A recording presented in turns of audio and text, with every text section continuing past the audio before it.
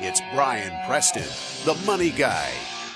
This next question is from Hunter, and he said, with the used car market exploding as it is today, is there any rationale into looking into purchasing a new car rather than a used car? So obviously, Hunter's watched our shows before. We talk about how much a car can depreciate in the first few years. And the conventional wisdom has always been, well, you should buy a car that's a few years old because someone else will have prepaid all that depreciation and you can avoid it. So does that mean that you should always buy a used car, or are there in fact times when you should buy a new car? And does what's going on in the used car market right now affect that decision? Yeah, I mean, I think the answer, Hunter, is it depends. I mean, I've always thought there were some distortions in the car marketplace, and the fact that Bo and I found, like, if you look at Hondas and Toyotas specifically, I'm going to tell you from my own life experience, those cars just don't, and even outside of the crazy supply chain issues we're having in this economy with all the inflation and everything else, Hondas and Toyotas historically held their value tremendously well, even in the used car marketplace. So I think that they are the closest example. It's just all the other car manufacturers, because of inflation, are kind of like Hondas and Toyotas have been, is that they're holding their value. It does create some distortions where I found personally, I was so good at researching, knowing how to negotiate, using all the resources we now have out there with the internet, and finding out what dealers pay for the cars, actually invoice, what they get in holdbacks, and other incentives from the manufacturers, where you could actually, and then you could even use databases. Everybody publishes everything. Nobody keeps secrets anymore. Yep. So you could go find experience shares in databases and Edmunds forums and other things where people would actually tell you what they paid for the exact car you're trying to buy.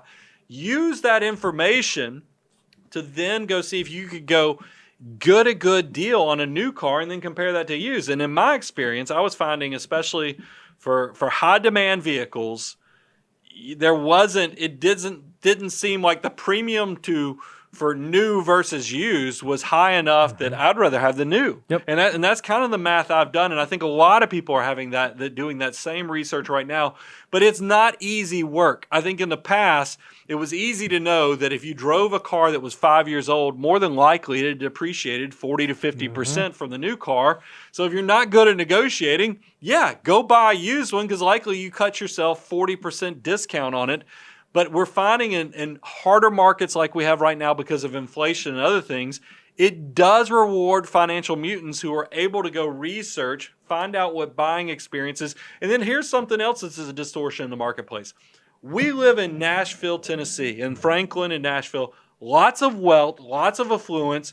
People have so much money that they're dumb with their money. Like if you go to a Nashville Audi dealership and you tell them you want to haggle, they'll be like, what? You want to haggle? Not a chance. Why would I haggle? I've got 4 people that want the next car that shows up off the truck.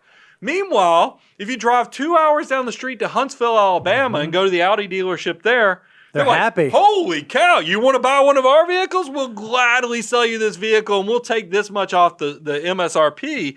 This is the experience, Bo, when you bought your wife's Tahoe. Yep. You went to, was it Boaz, Alabama? Well, here's what's great. I bought it from Boaz, Alabama. I didn't actually have to go because they actually delivered it to us. But it was amazing how much less expensive for the exact same car, exact same trim level, exact same everything that we were able to get just by doing a little bit of research, looking outside of our geographic area. And then the cost, even to have it shipped up here, was very, very affordable. I want to say it was like $100. It was not like a crazy number that saved me from having to do like a 10-hour round trip. So it made tons and tons and tons of sense to do that. What I found, Brian, is because here's a rule of thumb. I think it's a loose rule of thumb. If we buy a luxury brand, right, like a nice car, I do kind of like buying something that's pre-owned, right? You know, something that someone else has paid for the depreciation, because generally luxury brands, in my experience, have decreased in value more so than the other non-luxury brands.